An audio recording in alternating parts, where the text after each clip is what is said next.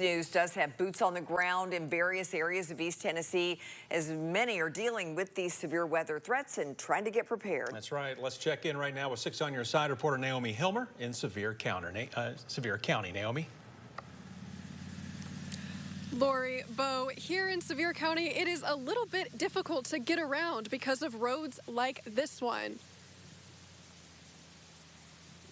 This intersection on Walden Creek Road and Goose Gap has been closed for a few hours now, much like many of the roads around here. According to Pigeon Forge Police, other roads like Ridge Road, River Divide, Sharp Hollow, and the Henderson Road Bridge are closed.